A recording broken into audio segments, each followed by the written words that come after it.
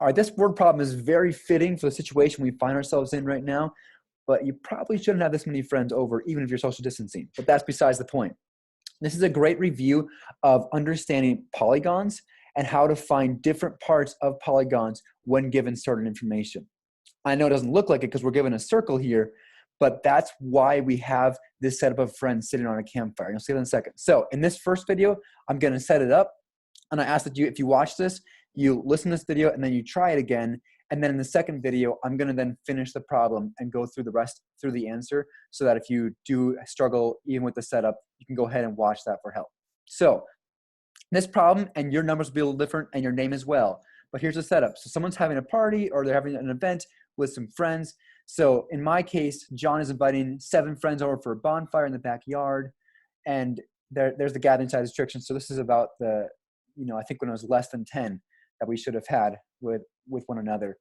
But John and his friends want to be seated equally around the campfire so that they can increase the amount of distance between them, but they also want to maintain being as close to the fire as possible to stay warm.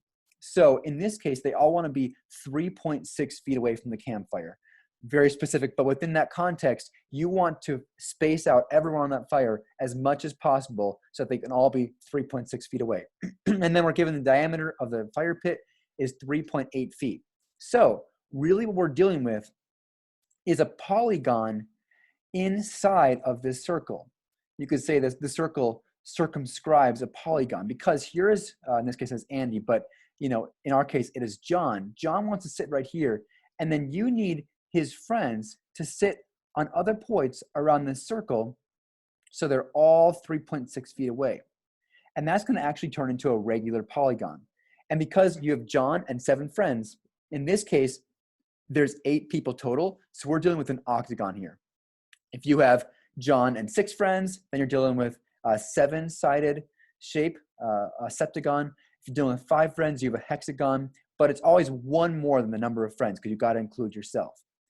So the next thing we need to figure out is, what is the radius of this circle? Because we're given how far you are from the campfire and then the diameter of the campfire, but we want the radius of the entire circle from the exact center. So we're going to need to cut this diameter in half to get the radius of the inside circle and then add how far you are from the fire.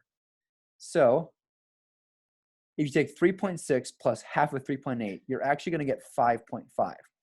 And so I've taken the campfire out and I've actually constructed an octagon here, a regular octagon, where each person would be sitting at a vertex of this octagon.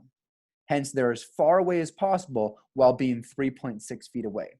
So the goal of this problem is to find the distance between each person. So you want to find one side length for this octagon.